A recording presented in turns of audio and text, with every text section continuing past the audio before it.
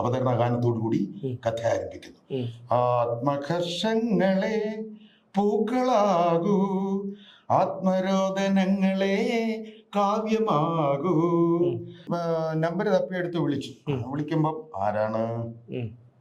നമ്മൾ ചേട്ടാ, ഞാൻ ചേട്ടൻ്റെ കൂടെ നാടകത്തിൽ അഭിനയിച്ചിട്ടുണ്ട്. എന്റെ നാടകത്തില് സോഷ്യലിസം, 3 പെണ്ണുങ്ങളും കുറെ നാട്ടുകാരും. അത് കുറെ വർഷമായില്ലേ, അതൊന്നും മറന്നില്ലേ? എന്താണ് പേര്? നമ്മുടെ ജയനെന്നാണ്. എനിക്ക് ഓർമ്മ കിട്ടുന്നില്ല.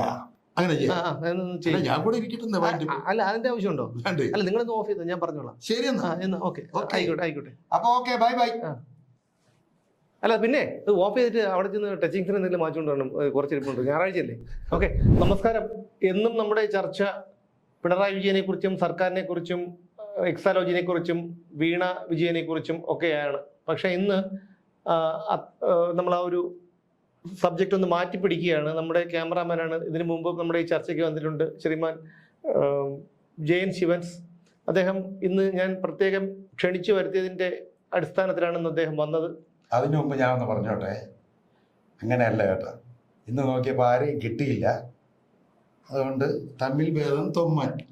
അതെന്തോ ആയിക്കോട്ടെ, അങ്ങനെയാണ്. അതെന്തോ ആയിക്കോട്ടെ. ഞാൻ ക്ഷണിച്ചു വരുത്തിയതിന്റെ നിങ്ങൾക്കൊരു വെയിറ്റ് തരാന്ന് പറഞ്ഞിട്ട് അങ്ങനെ പ്രത്യേകിച്ച് വെയിറ്റ് തരണ്ട. എന്തായാലും ഞാൻ വിളിച്ചു. ഞാനിപ്പോ പറഞ്ഞ ഉടൻ തന്നെ ഇപ്പോ ചാടിക്കേറി ഇരുന്നു. ഞാൻ പറയേണ്ട താമസം ചാടിക്കേറി ഇരുന്നു. പിന്നെ എന്തോ പൗഡറോ എന്തൊക്കെ പുരട്ടിയിട്ടുണ്ട് മുഖത്തല്ലേ? അല്ലെങ്കിലും അറിയാം. അതൊക്കെ പുരട്ടിയിട്ട് വന്നിരിക്കുകയാണ്. സൗന്ദര്യം. രാഷ്ട്രീയത്തിനെ കുറിച്ച് സംസാരിക്കാൻ അറിയാമെന്ന് ചോദിച്ചപ്പോൾ പുള്ളിക്ക് അതിനെ കുറിച്ച് ഒന്നും അറിഞ്ഞൂടാ. കാരണം അറിയാൻ വയ്യാത്തോടെ. അല്ലല്ല, നിങ്ങൾ അതല്ല, ഞാൻ നിങ്ങൾ നേരത്തെ ചോദിച്ചെന്താണ് കേരളത്തിലെ ആദ്യത്തെ മുഖ്യമന്ത്രി എന്താണെന്ന് ചോദിച്ചപ്പോൾ നിങ്ങൾ അച്യുതാനന്ദൻ എന്നല്ലേ പറഞ്ഞത്? അല്ലേ? അതാണ് പറഞ്ഞത്. അപ്പൊ അതുകൊണ്ട് രാഷ്ട്രീയ ബോധം നമ്മൾ ആദ്യമായിട്ട് അംഗീകരിച്ച മുഖ്യമന്ത്രി അച്യുതാനന്ദൻ. അങ്ങനെയാണ് പറഞ്ഞത്. എന്തായാലും രാഷ്ട്രീയ ബോധം മനസ്സിലായല്ലോ. അത് കഴിഞ്ഞ പിന്നെ കരുണാകരൻ സാറ്, നയനാര്. അത് ശരി, ഇവരൊക്കെ മുഖ്യമന്ത്രി. അച്യുതാനന്ദനൊക്കെ ഇവരൊക്കെ മുഖ്യമന്ത്രി ആയിരുന്നു. അതുകൊണ്ടല്ല, സത്യമായിട്ട് പറയട്ടെ, അവരെല്ലാം മുഖ്യമന്ത്രിയായിട്ട് യോഗ്യമായിട്ട് ഇരുന്ന്. ഇപ്പൊ ഇരിക്കുന്ന പിണറായി വിജയൻ എന്താണ് പ്രശ്നം? അങ്ങനെയുള്ള പ്രശ്നം എന്ന് പറഞ്ഞാൽ ഇപ്പൊ ആ സംഭവം ഡെയിലി ഒരു 10 വാർത്തയെങ്കിലും സുമേഷ് തന്നെ നാട്ടുകാർക്ക് കേൾപ്പിച്ചു കൊടുക്കുന്നുണ്ടല്ലോ അങ്ങാരുടെ യോഗ്യത എന്താണെന്ന്.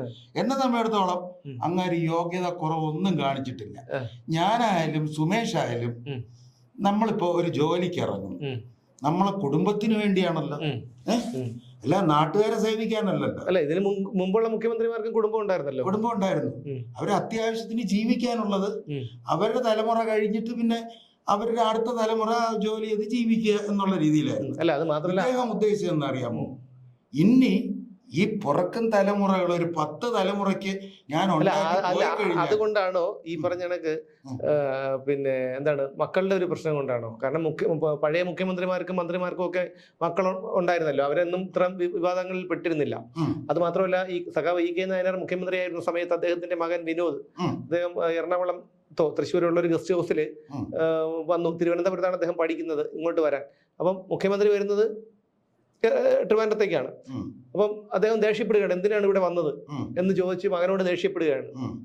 എന്നിട്ട് അപ്പൊ അദ്ദേഹത്തിന്റെ പ്രൈവറ്റ് സെക്രട്ടറി, അദ്ദേഹത്തിന്റെ ഒരു ഓർമ്മക്കുറിപ്പാണ് ഞാൻ വായിച്ചത്, അദ്ദേഹത്തിന്റെ പ്രൈവറ്റ് സെക്രട്ടറി പൈസ കൊടുത്ത് വിടുകയാണ്. അതായത് മുഖ്യമന്ത്രിയുടെ മകനെ, ഈ കാറിൽ വേറെ ആരുമില്ല, അദ്ദേഹത്തിന് വേണമെങ്കിൽ മകനെ കൂടെ കൂട്ടി വരാം. അപ്പം അത്രയ്ക്കും നല്ല അച്യുതാനന്ദൻ സഖാവിന്റെ മകൾ ആശ, ഈ ആശ ഡോക്ടർ ആശ, അവർ ഒരു ദിവസം പോലും അച്യുതാനന്ദൻ മുഖ്യമന്ത്രിയായിരുന്ന സമയത്ത് അദ്ദേഹത്തിന്റെ ഔദ്യോഗിക വസതിയിൽ താമസിച്ചിട്ടില്ല എന്നാണ് പറയുന്നത്. അപ്പൊ ഞാൻ ചോദിച്ചോട്ടെ, ഇവരൊക്കെ ഒരു തന്തമാരാണ്? അവർക്ക് നല്ല തന്തയ്ക്ക് തന്തമാരാണ്. സ്വന്തം മക്കള് വന്നിട്ട് അച്ഛാ വണ്ടി കയറിക്കോട്ടെ, പൊക്കോ, എന്റെ മോൻ വന്ന് വഴി എന്നിട്ട് ചോദിക്കുകയാണ്, അച്ഛൻ ഞാൻ കൂടെ കയറിക്കോട്ടെ വീട്ടിൽ വരാൻ, നീ വരരുത്. അല്ല, അത് നിങ്ങൾ മുഖ്യമന്ത്രി അല്ലല്ലോ, നിങ്ങൾ പൈസ കൊടുത്ത് വാങ്ങിച്ച വണ്ടിയാണ്. പൈസ കൊടുത്ത് വാങ്ങിച്ച മുഖ്യനായിരുന്നാലും പിന്നെ തന്ത്രി ആയിരുന്നാലും അച്ഛൻ തന്നെയാണ്, മോൻ തന്നെയാണ്. അല്ല, അത് എന്തായിരുന്നാലും അതൊരു നിങ്ങൾ കാശ് കൊടുത്ത വാങ്ങിച്ച വണ്ടിയാണ്. ഇപ്പൊ ഞാൻ വാങ്ങിച്ചു തന്നതോ അല്ലെങ്കിൽ നാട്ടുകാർ വാങ്ങിച്ചു തന്നതോ ഒന്നുമല്ല. അപ്പം ഒരു അർത്ഥത്തിൽ പറഞ്ഞാൽ സഖാവ് ഇ കെ നായനാർ ചെയ്തത് ശരി തന്നെയാണ്. ഈ നാട്ടുകാരെ സേവിക്കാനല്ലേ മുഖ്യമന്ത്രി എന്നും പറഞ്ഞ് അതെ അവിടെ ഇരിക്കുന്നത്. അപ്പൊ പിന്നെ അത് നാട്ടുകാരെ പൈസയാണ്, സ്വന്തം പൈസയാണ്, സ്വന്തം കാറാണ്, അങ്ങനെയൊക്കെ പറഞ്ഞിട്ട് അങ്ങനെയാണെന്നുണ്ടെങ്കിൽ സ്റ്റേറ്റ് വണ്ടിയില് ഇവിടുത്തെ ഏറ്റവും കുറഞ്ഞ പിന്നെ ജോലി ചെയ്യുന്ന ആളുകൾ സ്റ്റേറ്റ് വണ്ടി വന്ന് മീനും വാങ്ങിച്ചോണ്ട് പോകുന്നു. അതിനെ കുറിച്ച് നിങ്ങൾക്കൊന്നും പറയാം? അത് നമുക്ക് ആ സിസ്റ്റം മാറില്ലല്ലോ. കാരണം എന്ന് വെച്ച് കഴിഞ്ഞാൽ ഇതാണ് ജനാധിപത്യ വ്യവസ്ഥിതിയുടെ ഏറ്റവും വലിയ ദോഷം ജനങ്ങൾ അനുഭവിക്കുന്നത് എങ്ങനെയാണെന്ന് ചൂണ്ടിക്കാണിച്ചു കൊടുക്കാൻ പറ്റിയ ഒരേ ഒരു രാജ്യം ഇന്ത്യയാണ്. കാരണം ആ നിയമം എഴുതുന്നതും ആ നിയമത്തിൽ തിരുത്തൽ ഭേദഗതികൾ വരുത്തുന്നതും ഒക്കെ രാഷ്ട്രീയക്കാരാണ്. അപ്പൊ ഈ രാഷ്ട്രീയക്കാരാണ് BJP ഉണ്ടാവാം, കോൺഗ്രസ് ഉണ്ടാവാം, കമ്മ്യൂണിസ്റ്റ് പിന്നെ ഇവിടെ മാത്രമേ ഉള്ളൂ, എങ്കിലും അവരും ഉണ്ടാവാം. അപ്പൊ അവരെപ്പോഴും അവർക്ക് ഗുണകരമായ രീതിയിലെ ആ നിയമങ്ങൾ എഴുതും. സാധാരണക്കാരൻ ജോലി ചെയ്ത് അവരെ പോറ്റണം. അവരുടെ വിദേശ ചികിത്സ, നാട്ടിലെ ചികിത്സ, ആയുർവേദ ചികിത്സ, മൂലക്കുരുവിന്റെ ചികിത്സ, അതുപോലെ അവരുടെ പശുത്തൊഴുത്തിലെ സംഗീതം, പിന്നെ എന്താണ് അവർ പോകുന്ന സംഗീതം വേണം. പശുവിന് സംഗീതം വേണം. ഏത് ജീവജാലങ്ങൾക്കും സംഗീതം ഓക്കെയാണ്, ഇല്ലെന്നല്ല ഞാൻ പറഞ്ഞത്. സാധാരണ ഈ സംഗീതം കൊണ്ടുവന്നത് നമ്മുടെ PJ ജോസഫാണ്. അതായിക്കോട്ടെ, എന്തോ ആയിക്കോട്ടെ. ഞാൻ പറഞ്ഞത് ഇപ്പോഴുള്ള കാര്യം, ഇപ്പോഴത്തെ നിലവിലുള്ള സാഹചര്യത്തിലെ കാര്യം ഞാൻ പറഞ്ഞത്. അപ്പം ഇത്തരം കാര്യങ്ങളിലേക്ക് വരുമ്പോൾ അവരുടേതായ രീതിയിൽ. പക്ഷേ ഇപ്പൊ മുഖ്യമന്ത്രി പിണറായി വിജയൻ പാർട്ടി സെക്രട്ടറി ആയിരുന്നപ്പോൾ അദ്ദേഹത്തിന്റെ മുഖത്തൊക്കെ വസൂരിക്കലയും ഒരു ഭയങ്കര കറുപ്പായിരുന്നു. ഇന്നിപ്പോ വെളുത്ത് ചുവന്ന് നമ്മുടെ കാശ്മീരി ആപ്പിൾ പോലെ ഇരിക്കുന്നത്. അദ്ദേഹത്തിന്റെ കവിളിലോട്ടൊക്കെ നോക്കണം. അപ്പൊ ഞാൻ എന്റെ മുഖം അസൂയപ്പെട്ടിട്ട് കാര്യമില്ല, അസൂയയുടെ കാര്യമല്ല. പിന്നെ അപ്പൊ ഞാനും ആലോചിച്ചു, കാരണം എന്റെ മുഖം ദണ്ട് ഇവിടെയൊക്കെ കറുപ്പുണ്ട് കേട്ടോ. ഇപ്പൊ എല്ലാവർക്കും എന്നെ പോലെ സൗന്ദര്യം കൊടുക്കണമെന്ന് ഞാൻ വാശി പിടിച്ചു കഴിഞ്ഞാൽ ശരിയാവും. അത് പ്രശ്നമില്ല. ഞാൻ ഇന്നിപ്പോ പൈസ അങ്ങോട്ട് പോകുമ്പോഴത്തേക്ക് ഒരു 100 രൂപ എന്നൊക്കെ അങ്ങോട്ട് ഒരു കണ്ണാടിയും കൂടെ വെച്ച് വീട്ടിൽ അണിയടിച്ച് നോക്കിയാൽ മതി, മനസ്സിലാവും സൗന്ദര്യം ഉണ്ടല്ലോ. അപ്പൊ ഞാൻ പറഞ്ഞു വന്നത് അതല്ല. അതായത് എന്റെ മുഖത്ത് കണ്ടില്ലേ ഇവിടെയൊക്കെ കറുപ്പുണ്ട്. അപ്പൊ ഇത് ട്രീറ്റ്മെന്റ് ചെയ്ത് മാറ്റാന്നാണ് പറയുന്നത്.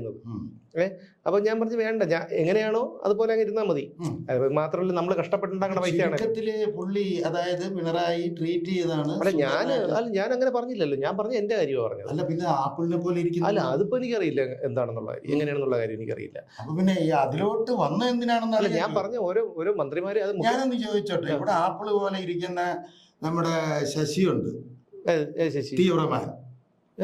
തീവ്രമാൻ ശശിയെ പഴയ കാവ്യനെ പോലെ ഇരിക്കണേ, കുരുവി കൊടുത്തല്ല കുരുവിത്തല ശശി എന്ത് നല്ല സുന്ദരനായിട്ട് വെളുത്തിരിക്കണം. അല്ല അദ്ദേഹമൊക്കെ ഈ പി കെ ശശിയൊക്കെ അദ്ദേഹത്തിന് നിറം അതായിരുന്നു. പക്ഷെ പിണറായി വിജയന്റെ പഴയ ചിത്രങ്ങൾ എടുത്ത് നോക്കിയാൽ വസൂരക്കരയും ഒക്കെ ഉള്ള ഒരു കറുത്തിട്ടാണ്. പക്ഷെ ഇപ്പോഴത്തെ മുഖം നോക്കുമ്പോൾ നമുക്കറിയാൻ പറ്റും അതെങ്ങനെയാണെന്നുള്ള കാര്യം. ഞാൻ അങ്ങനെ ട്രീറ്റ്മെന്റ് ചെയ്യുന്നതല്ല ഞാൻ പറയുന്നത്. മോഹൻലാൽ മഞ്ഞിൽ വിരിഞ്ഞ പൂക്കളിൽ വന്നപ്പോ എങ്ങനെ ഇരുന്നു, ഞാൻ പറയുന്നത് മമ്മൂട്ടി ഞാൻ പറഞ്ഞ അതല്ല. പിന്നെന്താ, മോഹൻലാലും മമ്മൂട്ടി അഭിനയിക്കുന്നുണ്ട്, അവർക്ക് കോടികൾ, അന്ന് ലക്ഷങ്ങളും ഇന്ന് കോടികളും പ്രതിഫലം കിട്ടുന്നുണ്ട്. അവരാരുടെയും മുതൽ പിടിച്ചു പറിച്ചിട്ടല്ല ഇത് ചെയ്തെങ്കിൽ തന്നെ ചെയ്യുന്നത്. മമ്മൂട്ടി ഇപ്പോ വേറെ പല ട്രീറ്റ്മെന്റുകളും മമ്മൂട്ടി ചെയ്യുന്നു പറയുന്നു, അതൊക്കെ അവരുടെ ഇഷ്ടം, വ്യക്തിപരമായ കാര്യം, അവർ കഷ്ടപ്പെട്ടുണ്ടാക്കിയതാണ്. പക്ഷെ ഞാൻ പറഞ്ഞൊരു രാഷ്ട്രീയ നേതാവ് ചെയ്യുമ്പോഴാണ്, രാഷ്ട്രീയ നേതാവ് എന്താണ് ചെയ്യുന്നത്? കുനിഞ്ഞൊരു കുപ്പ എടുത്തിട്ടുണ്ടോ? ജനങ്ങളുടെ പണം കൊണ്ടല്ലാതെ ഒരു അതിനൊരു കാര്യമുണ്ട്. ഈ പറയുമ്പോ ഓരോ കാര്യങ്ങൾ ആലോചിച്ചിട്ട് വേണം പറയാൻ. എല്ലാവർക്കും കുനിഞ്ഞ് കുപ്പ എടുക്കാം. ഈ മടിയിൽ കനമുള്ള ഒരാൾക്ക് കുനിഞ്ഞ് കുപ്പ എടുക്കാൻ പറ്റുമോ? അത് പറ്റില്ല, തട്ടും. അത് ആലോചിച്ചിട്ട് വേണം. അത് ശരിയാണ്, അത് ശരിയാണ്. മടിയിൽ കനമില്ല. ഇനിയിപ്പോ ഈ കൈ കൊണ്ടൊന്നും ചെയ്യാൻ പറ്റില്ല, ശുദ്ധമാണ്, കൈ ശുദ്ധമാണ്, ഒരിടത്തും തൊടാൻ പറ്റില്ല, അശുദ്ധമായി പോകും. മനസ്സിലായില്ലേ? അപ്പൊ ചില കാര്യങ്ങൾ പറയുമ്പോ അത് മനസ്സിലാക്കി വേണം സംസാരിക്കാൻ. എന്റെ അടുത്ത് രാഷ്ട്രീയം പറയില്ല എന്ന് പറഞ്ഞിട്ടാണ് ഇവിടെ വന്നിരുന്നത്. എന്നിട്ട് ആ റൂട്ട് നേരെ ചെന്നെത്തുന്നത് എവിടെയാണ്? എവിടെ? അല്ല അതിപ്പം എങ്ങനെയൊക്കെ ആയാലും മറ്റേ ഇരവിഴഞ്ഞിപ്പുഴ അറബിക്കടലിനുള്ള ആള് എന്ന് പറഞ്ഞതുപോലെ അല്ല എന്റെ കൈകൾ ശുദ്ധമാണ്, എന്റെ കൈകൾ ശുദ്ധമാണ്. നിങ്ങൾക്ക് എന്നെ പറയാം, എന്നെ പറയാം, അല്ലാതെ എന്റെ കുടുംബത്തിനെ പറയാം. ഞാൻ ഇതൊക്കെ നടത്തുന്നത് ഞാനിപ്പോ പല രീതിയിലുള്ള പൈസ എനിക്ക് കിട്ടി എന്നൊക്കെ നിങ്ങൾ ഇങ്ങനെ പറഞ്ഞുകൊണ്ട് നടക്കുന്നുണ്ട്. നിങ്ങൾക്ക് പല ആരോപണങ്ങൾ ഉന്നയിക്കാം, അതൊന്നും എനിക്ക് പ്രശ്നമല്ല. ഒരു പ്രശ്നമില്ല. ഇല്ല, ഞാനൊന്ന് എനിക്ക് വലിയ ഇമോഷണൽ ആയിപ്പോയി. അല്ല ഞാൻ പറഞ്ഞു തന്നത്, ഒരു 2 ആഴ്ച മുമ്പ് നിയമസഭയിൽ അദ്ദേഹത്തിന്റെ ആക്ടിങ് കണ്ടിരുന്നല്ലോ. അയ്യോ അത് ഭയങ്കരമാണ്. അതായത് എങ്ങനെ ഒരു മനുഷ്യൻ ഇങ്ങനെ കള്ളം പറയാൻ പറ്റുന്നില്ലേ? പുള്ളി അദ്ദേഹം ഉണ്ടല്ല, സത്യം പറഞ്ഞു കഴിഞ്ഞാൽ ഇപ്പൊ നമ്മുടെ ബ്രഹ്മയുഗം സിനിമ, അതിൽ പുള്ളിയാണ് അഭിനയിച്ചിരുന്നെങ്കിൽ ഓസ്കാർ ഉറപ്പ്. അപ്പൊ എങ്ങനെയാണ് ഒരു മനുഷ്യന് ഈ കള്ളം പറയാൻ പറ്റുന്നത്? അത് പോട്ടെ, കാരണം നമുക്ക് അതിനെക്കുറിച്ച് സംസാരിക്കാം. അപ്പം ഞാൻ പറഞ്ഞു വന്നത്, ഇതൊക്കെ എന്നും പറയുന്നതാണ്. പറഞ്ഞിപ്പോൾ ഉറക്കത്തിൽ പോയി പിണറായി വിജയൻ വിളിച്ചുകൊണ്ട് ഞാൻ ഞെട്ടി എണീക്കുന്നതാണ് അടുത്ത് കിടക്കുന്നവർ പറയുന്നത്. അതിപ്പോ കാര്യം ഞെട്ടി പിന്നെ എണീറ്റ് നമ്മൾ പുറത്തോട്ട് നോക്ക്, മരത്തിന്റെ മണ്ടയിൽ ചിരിച്ചോണ്ടിരിക്കണം, ബസ്സിൽ കാണാം, ചന്തയിൽ മീൻ വാങ്ങിക്കാൻ പോയാൽ അതിന്റെ പുറകിൽ കാണാം, പലവ്യഞ്ജനക്കടയിൽ ചെന്ന് കഴിഞ്ഞാൽ അവിടെ കാണാം. ഇപ്പൊ മോദിയുടെ ഒരു ഫോട്ടോ പിന്നെ റേഷൻ കടയിൽ വയ്ക്കണമെന്ന് പറഞ്ഞപ്പോ ഭയങ്കര കുഴപ്പമായിട്ട്. അത് മാത്രമല്ല, പി ജയരാജനെ ഇത് ഒരുപാട് വന്നപ്പോ പറഞ്ഞ വിഗ്രഹവൽക്കരണം പാടില്ല. ഇനിയിപ്പോ ഉള്ളതെന്ന് പറഞ്ഞാൽ കമ്പികളുടെ ചന്തയിൽ മാത്രമേ ഇത് ഒട്ടിക്കാനുള്ളൂ, ബാക്കിയുള്ള സകല സ്ഥലത്തും അല്ല ഒട്ടിച്ചു. അത് ഉണ്ടോ ഇല്ലെന്ന് സംശയമുണ്ട്. കാര്യം അതില് സംശയിക്കേണ്ടിയിരിക്കുന്നു കേട്ടോ, അതും ഉണ്ടോ എന്നുള്ളത്. അപ്പൊ എന്ത് വന്നാലും അതങ്ങനെ നിന്നോട്ടെ. പിന്നെ അത് ഇപ്പൊ ഇടയ്ക്ക് പറയാൻ വന്ന ഒരു കാര്യം, ഞാൻ ഓർത്ത ഒരു കാര്യം, പണ്ട് നിങ്ങള് ഊട്ടി പോയില്ലേ? അതെ, കൊടൈക്കനാലോ? ഊട്ടിയിലും കൊടൈക്കനാലിലൊക്കെ ഒരു സമയത്ത് ഒരു മാസത്തില് 2 പ്രാവശ്യമൊക്കെ അങ്ങ് പോക്കളെ. അല്ല, നിങ്ങൾ അതല്ല, ഈ നിങ്ങളുടെ ഇപ്പൊ ഒരു പ്രശസ്തനായ ഒരു ഗായകൻ, നിങ്ങളുടെ സുഹൃത്ത്, നിങ്ങളെല്ലാം കൂടെ വെള്ളമടിക്കാൻ പോയിട്ട്? വെള്ളം അടിക്കാനല്ല പോയത്, പിന്നെ ഊട്ടി ഒന്ന് കാണുക, അന്ന് കല്യാണം. അല്ല, ഊട്ടിയിൽ നിങ്ങൾ തന്നെ പറഞ്ഞു ഒരുപാട് തവണ ഊട്ടിയിൽ മാസത്തിൽ 1 തവണ 2 തവണ ഇങ്ങനെ പോകാൻ എന്തിരിക്കുന്നു ഊട്ടിക്കാണ്? അങ്ങനെയല്ല, അന്ന് കല്യാണം ഒന്നും കഴിച്ചിട്ടില്ല. അതിനെ ഊട്ടി പോടുന്നുണ്ടോ? അല്ല, നിന്ന് നിപ്പില് ഞങ്ങളൊരു 4-5 പേരുണ്ട്. പെട്ടെന്ന് വിചാരിക്കും നമുക്ക് ഒന്ന് ഊട്ടി പോയാലോ എന്നൊക്കെ. അങ്ങനെ ആയിരുന്നു സൗഹൃദം, അങ്ങനെ ആയിരുന്നു. ഇന്ന് അങ്ങനെയൊന്നും ഇല്ലല്ലോ.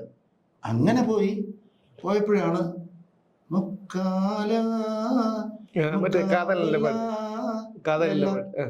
അപ്പോ ഈ പറഞ്ഞ സുഹൃത്ത് ഗായകൻ, ഞാൻ പേര് പറയുന്നില്ല, പുള്ളി SP ബാലസുബ്രഹ്മണ്യത്തിന്റെ പാട്ടുകൾ മാത്രമേ പാടുള്ളൂ. നമ്മൾ തിരിഞ്ഞിങ്ങനെ നിന്ന് കഴിഞ്ഞാൽ SP-യുടെ പാട്ട് പാടുകയാണെങ്കിൽ SP പാടും പോലെ തന്നെ ഇരിക്കും. അങ്ങനെ മാർക്കോസിന്റെ ഗാനമേളയിൽ പുള്ളി പാടിക്കൊണ്ടിരിക്കുന്നു. അത് കഴിഞ്ഞ് പന്തളം ബാലന്റെ ഗാനമേളയിൽ പാടിക്കൊണ്ടിരിക്കുന്നു. ഇപ്പൊ ഞങ്ങളുടെ യാത്രയിലൊക്കെ പുള്ളിക്ക് കാറുണ്ട്. അപ്പൊ പുള്ളിയുടെ കാറിലാണ് ഞങ്ങൾ പോകുന്നത്. അപ്പോഴത്തേക്ക് പോകുന്ന വഴിയിൽ പാട്ട് പാടാം, ബാക്കി കാര്യങ്ങൾ ഇതിനൊക്കെ കൂടെയാണ് പുള്ളിയായിട്ടൊക്കെ പോകുന്നത്. അപ്പൊ കൊടൈക്കനാലിൽ ചെന്നിറങ്ങുന്നു.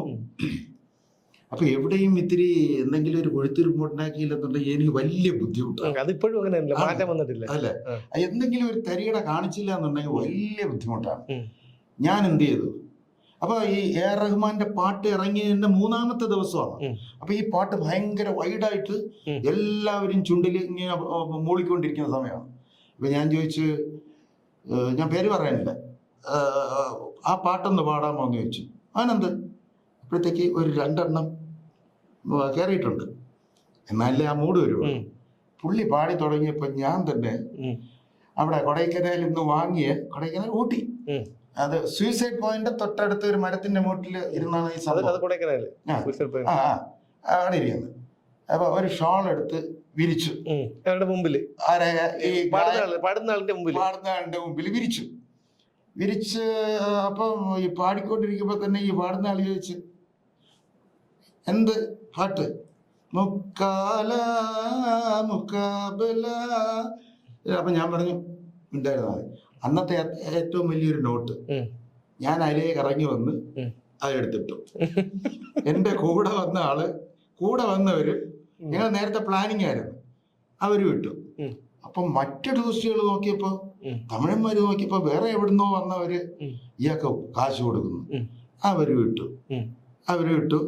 ഇതെല്ലാം പൊതിഞ്ഞെടുത്ത് മാറ്റാനായിട്ട് നമ്മുടെ ഡ്രൈവർ റെഡിയാക്കിയിരുന്നു. പുള്ളി ഇത് മാറ്റി വേറെ കൊണ്ട് സ്റ്റോക്കി അപ്പോഴത്തേക്ക് ഇത് അവസാന സമയം പാട്ട് കേട്ട് വന്നവര് വൺസ് മോർ എന്ന് പറയും. അങ്ങനെ ഒരു 4-5 ട്രിപ്പ് പാടി, അങ്ങനെ കുറച്ച് കുഴപ്പമില്ലാത്ത പൈസ കിട്ടി. അപ്പം ഇത് അതുപോട്ടെ, ഇപ്പൊ മദ്യത്തിന് വീണ്ടും വില കൂടാൻ പോകണമെന്ന് പറഞ്ഞത്, നിങ്ങൾ മദ്യപിക്കാറുണ്ടോ? ഞാൻ ഇല്ല, മദ്യപിക്കാറില്ല. കള്ളം പറയരുത്. ഇല്ല, സത്യം, ഗോഡ് പ്രോമിസ്. അപ്പൊ ഇതുവരെ മദ്യപിച്ചിട്ടില്ല? മുമ്പ് കീടം ഫൈറ്റർ ആയിരുന്നു. കീടം ഫൈറ്റേഴ്സ് അസോസിയേഷന്റെ സംസ്ഥാന പ്രസിഡന്റ് ആക്കാനുള്ള ഒരു ശ്രമം ഉണ്ടായിരുന്നു. പെട്ടെന്ന് എങ്ങനെയൊക്കെ മാറി മൻമോഹൻ സാറുമായിട്ട് പരിചയപ്പെട്ടു. അങ്ങനെയാണല്ലോ നമ്മുടെ ഈ മദ്യ നിരോധിത സമിതിയുടെ മൻമോഹൻ സാറിന്റെ അടുത്ത് ഞാൻ ചെന്ന് ചോദിച്ചു, സാറേ ഇങ്ങനെയൊക്കെ പറയണത് ശരിയാണ്, കുറച്ച് ദിവസം നിർത്തി നോക്ക്, അങ്ങനെ വലിയ ഒരു ഫ്രീഡം ഫൈറ്റർ ഒന്നും ആയിരുന്നില്ല, എങ്കിലും അത്യാവശ്യമൊക്കെ. ഇല്ല, അപ്പൊ നമുക്ക് കാര്യം ചെയ്യാം, എന്റെ കുറച്ച് ഇരിപ്പുണ്ട്, കഴിഞ്ഞിട്ടൊന്ന് പോയാലോ? വേണ്ട വേണ്ട വേണ്ട. അപ്പൊ ഇപ്പൊ അങ്ങനെ ഇല്ല. ഇപ്പൊ എന്താണ് അതിനെ കുറിച്ച് ഇങ്ങനെ പറയാൻ കാര്യം? അല്ല, ഞാൻ ചോദിച്ചത് കാരണം ഇപ്പൊ മദ്യവും ലോട്ടറിയും കൊണ്ട് നിലനിൽക്കുന്ന ഒരു സംസ്ഥാനമാണ് നമ്മുടേത്. എന്നിട്ട് പോലും പിടിച്ചു നിൽക്കുന്നില്ല. അത് മാത്രമല്ല, നിങ്ങൾ കഴിഞ്ഞ ഒരു 2 ആഴ്ചക്ക് മുമ്പ് നെയ്യാറ്റിൻകരയിലെ ഒരു ബാറിൽ ഒരു ഷൂട്ടിനായി പോയപ്പോ മദ്യപിച്ച് നിങ്ങളെ ഒരു കയ്യേറ്റം ചെയ്യാനുള്ള ശ്രമം ഉണ്ടായി മദ്യപന്മാര്. അത് അപ്പം അതായത് ഞാനത് ഉദാഹരണം പറഞ്ഞു എന്ന് മാത്രം. അത് ചേട്ടൻ്റെ നാട്ടിൽ തന്നെ ബാലനാപുര ഭാഗത്ത് എവിടെയോ ആണ്. എനിക്കിപ്പോഴും നല്ല ഓർമ്മയുണ്ട്, കഴിഞ്ഞ വർഷം നടന്നൊരു സംഭവമാണ്. സജി എന്ന് പറയുന്ന ഒരാളിനെ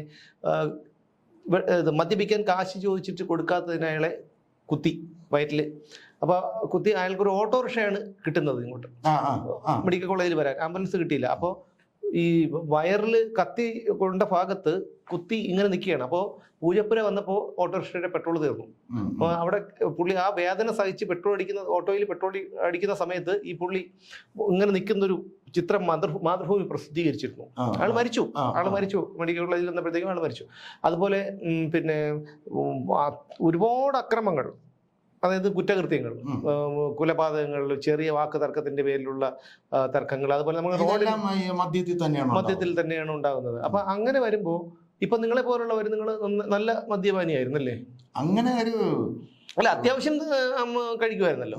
അതായത് ഇപ്പൊ ഒരു 30 ഓളേ ഉള്ളൂ, 100 റൺ അടിക്കണം. 30 ഓളേ ഉള്ളൂ. എതിരെ നിൽക്കുന്നത് നല്ല വാസിം അക്രമിനെ പോലെയുള്ള ബൗളറാണ്. പിന്നെ ഞാൻ നോക്കിയൊന്നുമില്ല, 100-150 അടിച്ചിട്ടേ പോവുള്ളൂ. അങ്ങനെയൊക്കെ ആയിരുന്നു. അപ്പം നിങ്ങളെ പോലുള്ളവർ ഈ ഒരു ശീലം മാറ്റി വരികയാണ്. നമ്മുടെ സർക്കാർ അധികാരത്തിൽ വരികയാണെന്നല്ല, നിങ്ങൾ മാറ്റി. അങ്ങനെ ഈ മാറ്റണം എന്ന് ആഗ്രഹിക്കുന്ന ഒരുപാട് പേരുണ്ട്, മാറി വരുന്നവരുണ്ട്, എന്തുണ്ട്. പക്ഷെ ഇപ്പോ എന്ന് പറഞ്ഞാൽ ഈ മദ്യ സർക്കാർ തന്നെ പ്രോത്സാഹിപ്പിക്കുകയാണ്. തീർച്ചയായിട്ടും. അപ്പൊ ഈ പോക്ക് എങ്ങോട്ടായിരിക്കും പോകുന്നത്? ഇത് ഞാൻ പറഞ്ഞില്ലേ, നമ്മുടെ മറ്റേ സംഭവം. അതായത് എൻ്റെ ഒരു സുഹൃത്ത് ആ ബാറിലിരുന്ന് വിളിക്കുകയാണ്, അത്യാവശ്യം എന്നെ കാണണം. അങ്ങനെ ഞാൻ ചെല്ലുമ്പോൾ പുള്ളി ഏത് ബാറിലാണ് ഇരിക്കണമെന്ന്. അപ്പം ഞാൻ സെക്യൂരിറ്റിയുടെ അടുത്ത് ചോദിച്ചു, എവിടെ ബാർ എവിടെയാണ്? അപ്പോഴെൻ്റെ അടുത്ത് പറഞ്ഞു, പിന്നെ VIP ബാറും ഉണ്ട്, ലോക്കൽ ബാറും ഉണ്ട്, ഏതാണ് വേണ്ടത്? എനിക്ക് അതിനെക്കുറിച്ച് അറിഞ്ഞൂടാ. പെട്ടെന്ന് എനിക്ക് സമത്വ സുന്ദരമായ കേരളം, തൊഴിലാളി വർഗത്തിന്റെ കേരളം, അവിടെ VIP ബാറ്, ലോക്കൽ ബാർ, അതെന്ത് ഏർപ്പാട്? ഞാൻ സെക്യൂരിറ്റി എടുത്ത് ചോദിച്ചപ്പോൾ പുള്ളി പറയണേ, സാറേ അത് എനിക്ക് അറിഞ്ഞൂടാ. അപ്പൊ അവിടെ നിന്ന ഒരുത്തര് പിടിച്ചില്ല. ഡേ എന്ത് വേണം? ഞാൻ പറയാം, എന്റെ സുഹൃത്തെ ഇങ്ങനെയാണ്, local bar, VIP bar, executive bar എന്നൊക്കെ പറയാണ്. നിനക്ക് വേണമെങ്കിൽ അടിച്ചിട്ട് പോയാൽ മതിയോ? ന്യായമായ കാര്യമാണ്, അയാൾ പറഞ്ഞ ന്യായമാണ്. രണ്ടും പറഞ്ഞില്ലേ, തനിക്ക് വേണമെങ്കിൽ ലോക്കലിൽ കയറ്, അല്ലെങ്കിൽ എക്സിക്യൂട്ടീവ് കയറ്. ഇതാണ് അവിടെ നടന്ന സംഭവം. അങ്ങനെയാണ് ഈ ഒരു സംഭവം ഉണ്ടായത്, ഒരു പ്രശ്നം, കയ്യേറ്റം അതുണ്ടായത്. അപ്പൊ നമുക്ക് അത് പോട്ടെ, അതവിടെ നിൽക്കട്ടെ. ഇതിനിടയ്ക്ക് നമ്മൾ മുമ്പ് ഒരു ചർച്ചയിൽ പറഞ്ഞൊരു കാര്യമുണ്ട്. അതായത് തിലകൻ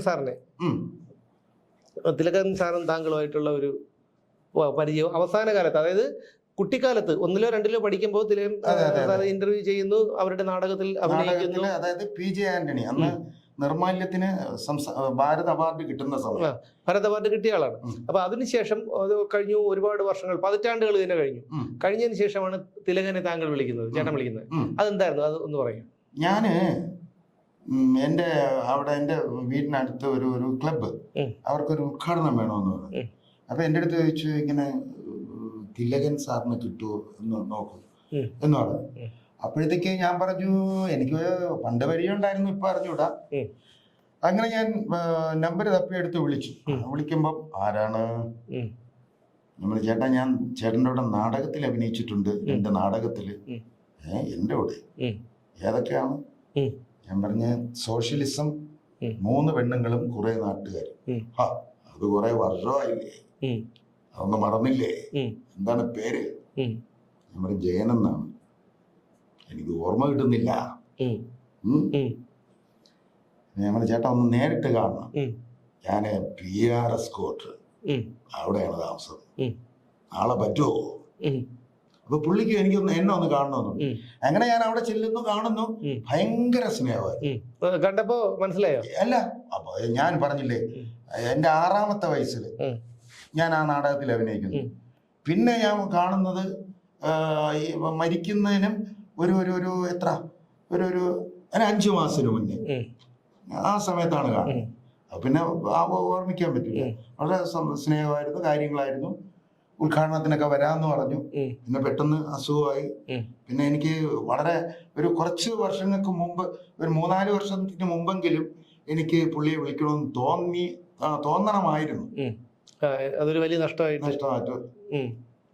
പിന്നെ അതിനുശേഷം ഈ ചെറുപ്പകാലത്ത് തന്നെ കഥാപ്രസംഗം നടത്തിയിരുന്നല്ലോ, അതെന്തായിരുന്നു? അതിനെ കുറിച്ച് കൂടെ ഒന്ന് പറയും. കഥാപ്രസംഗം ഞാനിപ്പോ അവിടുന്ന് എറണാകുളത്താണ് ഞാൻ പഠിച്ചതും. ആ സമയത്താണ് ഈ നാടകത്തിലൊക്കെ അഭിനയിക്കുന്നത്. അതെല്ലാം കഴിഞ്ഞ് ട്രിവാൻഡ്രത്ത് വരുന്നു. അച്ഛന് ബാലരാമപുരത്ത് സ്റ്റുഡിയോ ഉണ്ട്, ശിവൻ സ്റ്റുഡിയോ. അപ്പൊ ഞായറാഴ്ച ദിവസങ്ങളിൽ ഞാൻ അവിടെ പോകും. അപ്പൊ കാട്ടാക്കട സത്യം എന്ന് പറഞ്ഞൊരു ഗാന്ധിയാണ്. അപ്പൊ പുള്ളി നമ്മുടെ സ്റ്റുഡിയോയുടെ ബാക്കിൽ 3-4 മുറിയുണ്ട്. പിന്നെ അപ്പൊ അവിടെ റിഹേഴ്സൽ ഒന്ന് ചെയ്യാൻ വേണ്ടി അച്ഛൻ്റെ അടുത്ത് അനുവാദം കൊടുക്കുന്നു. അങ്ങനെ അച്ഛൻ പറഞ്ഞു ചെയ്തോളാം. അപ്പൊ ഈ ഞായറാഴ്ച ദിവസം ചിലപ്പോൾ ശനിയും ഞായറും ഞാൻ പോകും. അങ്ങനെ ഞാൻ നോക്കിയപ്പോൾ ഈ സംഭവം ഇതെല്ലാം ഞാൻ കേട്ടുകൊണ്ടിരിക്കുകയാണ്. ഇപ്പൊ ഈ കാട്ടാക്കട സത്യൻ ഒരു ദിവസം സത്യൻ എന്ന് പറഞ്ഞാൽ സത്യൻ മാമൻ എന്നാണ് ഞാൻ പറയണത്. അപ്പോൾ പുള്ളി ഒരു ദിവസം ഒരു 2 മണിക്കൂർ ലേറ്റായി. അപ്പോഴത്തേക്ക് പുള്ളി ഇത്ര മണിക്ക് വരും എന്ന് പറഞ്ഞ ഓർക്കസ്ട്ര എല്ലാം റെഡിയാക്കി വെച്ചൊക്കെയാണ്. അപ്പൊ ഞാൻ ചെന്ന് ഖാദിയന്റെ ആ സ്ഥാനത്ത് അങ്ങ് നിൽക്കുകയാണ്.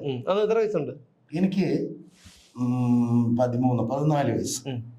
അന്ന് ഹിപ്പി ഇതൊക്കെയാണ്. ഞാൻ ചെന്ന് നിന്നിട്ട് അപ്പൊ അതില് ഇപ്പോഴും എനിക്ക് ഓർമ്മയുണ്ട്. ക്ലാർനെറ്റ് അല്ല, ഹാർമോണിയം വെള്ളറട രവി, പിന്നെ തബല പിന്നെ നെയ്യാറ്റിങ്കര സോമൻ, ക്ലാർനെറ്റ് ഐര സോമൻ, പിന്നെ വേറെ എഫക്റ്റ് ഉണ്ടല്ലോ ടിഷിങ് അത് മണക്കാട് രാമകൃഷ്ണൻ, അങ്ങനെ ഇവരൊക്കെയാണ്. അപ്പൊ ഇവരെല്ലാം റെഡി ആയിട്ട് നിന്നിട്ട് പുള്ളി എത്തിയില്ല. അപ്പം ഇവർക്ക് റിഹേഴ്സലും നടക്കണം. അപ്പൊ ഞാൻ പറഞ്ഞു ഞാൻ തുടങ്ങിത്തരാം എന്ന് പറഞ്ഞ് ഞാനങ്ങ് നിന്ന് കഥ അങ്ങ് ആരംഭിക്കുന്നു. സഹോദരി സുഹൃത്തുക്കളെ, കഥാപ്രസംഗ പരിപാടി ആരംഭിക്കുകയാണ്. ഞാനിവിടെ നിൽക്കുന്ന ആദ്യമാണെങ്കിലും ഇതിന്റെ പരിസര പ്രദേശങ്ങളിൽ ഞങ്ങൾ ആദ്യക്കാരല്ല. അനവധി പ്രാവശ്യം കഥാപ്രസംഗ പരിപാടികൾ അവതരിപ്പിക്കാൻ അവസരമുണ്ടായിട്ടുണ്ട്. അന്നൊക്കെ തന്നെ സാഹോദര്യ മനോഭാവത്തോടുകൂടി ഞങ്ങളോട് സഹകരിച്ചിട്ടുള്ള അമ്മമാരാണ്, പെങ്ങന്മാരാണ്, ഗുരുക്കന്മാരാണ് ഇന്നും ഈ ക്ഷേത്ര സന്നിധിയിൽ തടിച്ചുകൂടിയിരിക്കുന്നത്. കഥ ആരംഭിക്കുന്നു. അവതരണ ഗാനത്തോടുകൂടി കഥ ആരംഭിക്കുന്നു. ആത്മകർഷങ്ങളെ പൂക്കളാകൂ, ആത്മരോദനങ്ങളെ കാവ്യമാകൂ, അജയ്യമാം സമരാവേശമാകൂ, അഭിവാദന ഗാനമാകൂ. ഇത് കേട്ടോണ്ട് വരുന്നവരാണ് ഈ കഥയൻ കാട്ടാക്കട സത്യമാഷ്. അപ്പോൾ അച്ഛൻ അപ്പുറത്ത് ക്യാഷിലിരിക്കുകയാണ്. ശിവണ്ണ ഇങ്ങോട്ട് വരണോ, ഇതൊന്ന് കേക്കിങ്. അപ്പൊ ഞാന് അവിടുത്തെ കഥ ആ സന്ദർഭം പാടിക്കൊണ്ടിരിക്കുകയാണ്. 4 കെട്ടങ്കണം നാരായണ കിളി, നാമം ജപിക്കുന്ന നാഗരമ്പലം. അച്ഛ അന്തമിട്ടിങ്ങനെ നോക്കി നിൽക്കുകയാണ്. ആണാ, എനിക്ക് ഈ 1-ാം തീയതി ഞാൻ ക്ഷേത്രം വരെ പറഞ്ഞുതരാം. മുടവർപ്പാറ മുള്ളുപോല ക്ഷേത്രത്തില് എന്റെ പ്രോഗ്രാമാണ്. യവൻ കഥ പറയും. അപ്പൊ അച്ഛൻ ചോദിച്ചു, അത് പറ്റുമോ? ഇതിനപ്പുറം പിന്നെ എന്ത് പറ്റണം? അങ്ങനെ മുള്ളുപോല ക്ഷേത്രത്തിൽ വർഷം എനിക്ക് ഓർമ്മയില്ല, അരവിന്ദാക്ഷ മേനോൻ, തൃപ്പൂണിത്തറ ഏതോ നാടക സമിതിയുടെ അരവിന്ദാക്ഷ മേനോനാണ് ആ നാടകത്തിന്റെ ആള്. പുള്ളിയാണ് അത് ഉദ്ഘാടനം ചെയ്യുന്നു. പിന്നെ അങ്ങോട്ട് അവിടെ വെച്ച് തന്നെ 5 പിന്നെ ബുക്ക് ചെയ്യാണ്. അത് ഇത്രയല്ലേ ഉള്ളൂ, അസലായിട്ട് പറയുന്നുണ്ട്. അത് കഴിഞ്ഞ് പിന്നെ അങ്ങോട്ട് പിന്നെ പ്രോഗ്രാമിന്റെ ബഹളം എന്ന് പറഞ്ഞാൽ 5 ഇടത്ത് ചെല്ലുമ്പോൾ അത് 25 മാറുന്നു, പിന്നെ 50 മാറുന്നു. ഒരു ദിവസം 3 പ്രോഗ്രാം. ഈ ദീപാവലിക്ക് 2 മണിക്ക് തുടങ്ങി രാവിലെ 6 മണിക്ക് വരെ കഥ പറഞ്ഞ് നിർത്തിയിട്ടുണ്ട്. രാവിലെ 6 മണിക്ക് പറയുന്നത് നമ്മുടെ റെയിൽവേ സ്റ്റേഷനിലെ ഗണപതി കോവിലില്ലേ, തമ്പാനൂര്. രാവിലെ 5 മണിക്ക് തുടങ്ങുന്നു, 7 മണിക്ക് നിർത്തുന്നു. അതാണ് കഥാപ്രസംഗത്തിന്റെ അന്നത്തെ. അപ്പോ പിന്നെ ഇനി ഇത് ഈ ഒരു വേദിയിലൂടെ കഥാപ്രസംഗമൊക്കെ നടത്തണമെന്ന് ആഗ്രഹമുണ്ടോ? എനിക്ക് കാര്യം അതൊന്നും ഇപ്പം പിന്നെ ഇന്നത്തെ തലമുറയ്ക്ക് അറിഞ്ഞൂടല്ലോ കഥാപ്രസംഗം എന്താണെന്നുള്ള കാര്യം. ഇതിനിടയ്ക്ക് വേറെ സംഭവം നടന്നു. അങ്ങനെയാണ് ഞാൻ പിന്നെ കുറെ കൂടെ ഫേമസ് ആയത്. അതായത് ഐല ഉണ്ണികൃഷ്ണൻ കാതിയൻ ഐല ഉണ്ണികൃഷ്ണൻ നിരിച്ച് കഥ പറഞ്ഞുകൊണ്ടിരിക്കുന്ന സമയമാണ്. അപ്പൊ പുള്ളിക്ക് 3-4 പ്രോഗ്രാമാണ്. അപ്പോൾ ഒരു ദിവസം ഇങ്ങനെ കഥ പറഞ്ഞിട്ട് സ്റ്റേജിന്റെ പുറത്തിറങ്ങുമ്പോൾ സ്റ്റേജിന്റെ ബാക്കിൽ ആരും ഇല്ലല്ലോ. പതുക്കെ നടന്നു പോയി. പുള്ളി അവിടെ ഒരു പൊട്ട കിണറായിരുന്നു. ടബയെന്നും പറഞ്ഞ് കിണറ്റിനകത്ത് വീഴുന്നു. അപ്പൊ ഇവിടെ ഹാർമോണിസ്റ്റും ക്ലാർനെറ്റും ഇവരെ ഈ ഇന്റർവെൽ സമയത്തിൽ 3-4 പാട്ട് പാടുമല്ലോ. അപ്പൊ ആ പാട്ടൊക്കെ പാടിയിട്ട് എക്സ്ട്രാ 2 പാട്ട് പാടി കാണാനില്ല. പിന്നെ തപ്പി വന്ന് ടോർച്ചൊക്കെ കൊണ്ടുപോയിരുന്നു. പിന്നെ പുള്ളിയെ എടുത്തപ്പോ പുള്ളിയുടെ കൈയൊക്കെ ഒടിഞ്ഞു. പിന്നെ 2 മാസം റെസ്റ്റ് വേണമെന്ന് പറഞ്ഞു. അപ്പൊ പുള്ളിയുടെ ഈ ബുക്ക് ചെയ്ത പ്രോഗ്രാം എന്ത് ചെയ്യും? ഉടൻ അച്ഛനുമായിട്ട് ബന്ധപ്പെട്ടു, നമ്മുടെ ഈ കാട്ടാക്കട സത്യനുമായിട്ട് ബന്ധപ്പെട്ടു. പിന്നെ പുള്ളിയുടെ പ്രോഗ്രാം അല്ല, ഞാൻ 2-3 മാസം ഞാൻ തന്നെ പറഞ്ഞു. അദ്ദേഹം ഇപ്പോഴുണ്ടല്ലോ, ഇടയ്ക്ക് മറയ്ക്ക് കാണാറുണ്ട്, വിളിക്കാറൊക്കെ ഉണ്ട്. അപ്പൊ അതൊക്കെ പോട്ടെ. പിന്നെ ഉള്ളത് പറയാൻ എങ്ങനെ പോകുന്നു? ഇപ്പൊ ഉള്ളത് പറയാൻ വളരെ ഭംഗിയായിട്ട് പോകുന്നു. ഉള്ളത് പറയാം, ഇന്നലെ എനിക്കന്ന് വേറെ സംഭവം ഉണ്ടായി. നമ്മുടെ പ്രാട്ടി എന്റെ കഥാപാത്രം പ്രകാശൻകുട്ടി. അപ്പോ ഈ പടത്തിന്റെ പേര് ഭ്രമയുഗം. അതിന്റെ പ്രൊമോഷൻ, അതിനുവേണ്ടി മമ്മൂട്ടിയുടെ ഡ്യൂപ്പായിട്ട് പിന്നെ നമ്മുടെ പ്രാട്ടിയാണ് അവര് സെലക്ട് ചെയ്തത് തിയേറ്ററിൽ നിൽക്കാനായിട്ട്. ആ എപ്പിസോഡാണ് ഇന്ന് പിന്നെ ഉള്ളത് പറയാൻ മലയാളിയുടെ ഓണെയറിലുള്ള. അപ്പോ എങ്ങനെ പിന്നെ ഇതിപ്പോ എത്രാമത്തെ എപ്പിസോഡായി? ഇതിപ്പോ ഇന്നിപ്പോ 395 98 അങ്ങോട്ടാണ്. ടോട്ടൽ 1000 എപ്പിസോഡ് ആയിട്ടുണ്ട്. അപ്പൊ എനിക്ക് നിങ്ങളുടെ പറയാനുള്ള ഒരു കാര്യമുണ്ട്. നിങ്ങളെപ്പോലുള്ളവരാണ് ഈ സർക്കാരിനെ നിലനിർത്തേണ്ടത്. അപ്പൊ അതുകൊണ്ട് ഈ മദ്യപാനം തുടങ്ങാൻ, മദ്യം വിഷമാണ്, അത് കഴിക്കുന്നത് വിഷമമാണ്. അപ്പൊ നിങ്ങൾ ഇനി എന്തായാലും കൈ കൊണ്ട് തൊടില്ല? കൈ കൊണ്ട് തൊടാതെ നമുക്ക് അടിച്ചുകൂടെ? അല്ല, ഞാൻ പറഞ്ഞു വന്നത് വേറൊന്നുമല്ല, മദ്യപാനത്തെ പ്രോത്സാഹിപ്പിക്കുകയല്ല. ഇല്ല, ഞാൻ നോക്കിയെടുത്തോളം ഞാന് സർക്കാരിന്റെ ഒരു ഇതെല്ലാം ഉപയോഗിച്ചുള്ളവരാണ്. അതുകൊണ്ട് ഒരു പ്രയോജനമില്ല. നാട്ടുകാരുടെ മുമ്പ് അപഹാസ്യനാവാം എന്നല്ലാതെ അതുകൊണ്ട് വലിയ സംഭവമാവും എന്നൊന്നും എനിക്ക് പറയാൻ വയ്യ. പിന്നെ ചില ആളുകളൊക്കെ പറയും കലാകാരന്മാരെല്ലാം 2 അടിക്കണം. അല്ല, കലാകാരന്മാര് മറ്റൊരു കാര്യമുണ്ട്.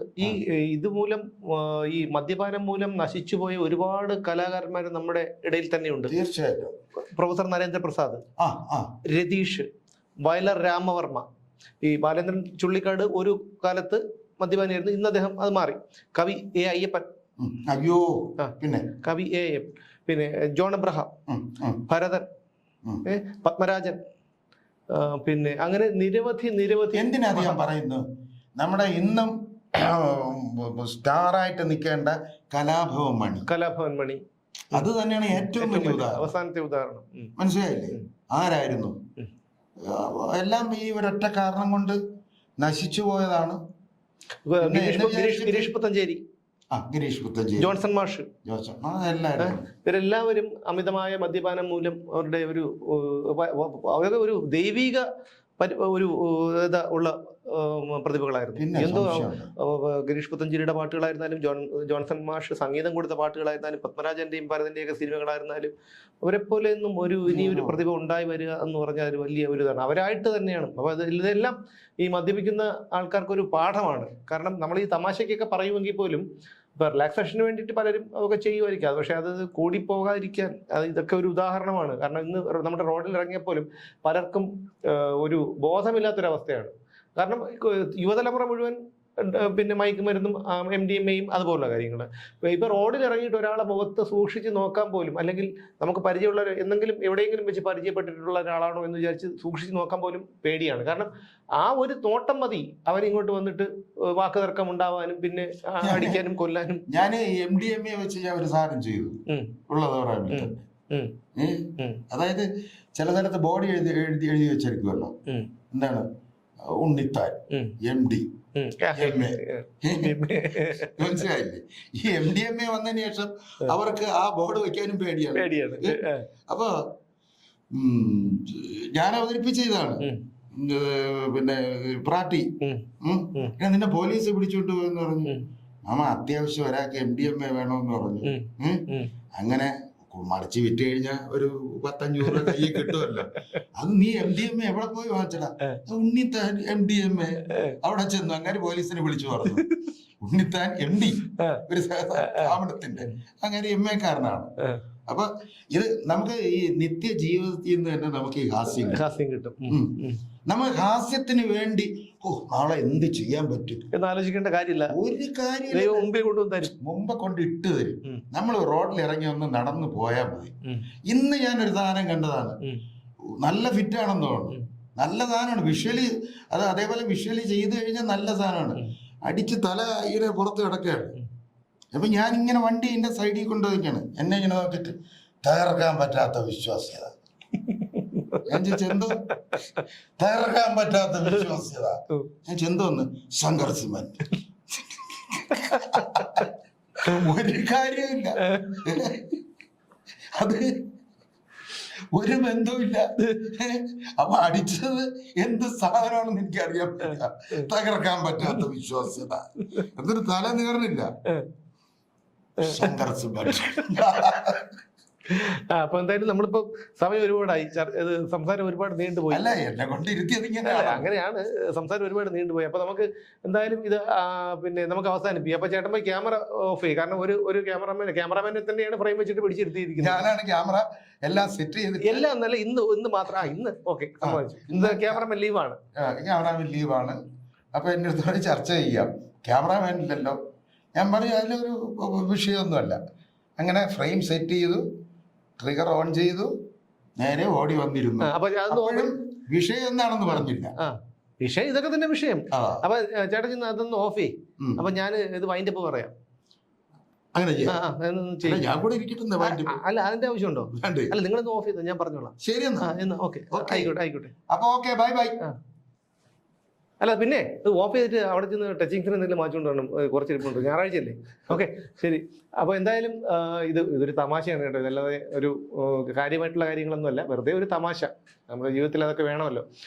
അപ്പോൾ അതുകൊണ്ട് മാത്രമാണ് ഇതൊരു അങ്ങനെ മാത്രം കരുതിയാൽ മതി. ഇതിപ്പോൾ ഞങ്ങളുടെ ഈ ഒരു സാധാരണ ഒരു തമാശ വർത്തമാനം എന്ന് മാത്രം കരുതിയാൽ മതി. എന്തായിരുന്നാലും നമുക്ക് വീണ്ടും കാണാം മറ്റൊരു വിഷയം. ഇതൊരു വിഷയമെന്നൊന്നും പറയാൻ കഴിയില്ല, എന്നാലും നമ്മുടെ പതിവ് വിഷയങ്ങളുണ്ടല്ലോ, നമ്മുടെ സാമൂഹിക വിഷയങ്ങൾ, രാഷ്ട്രീയ വിഷയങ്ങൾ, ഇത്തരം വിഷയങ്ങളുമായി നമുക്ക് വീണ്ടും കാണാം നാളെ.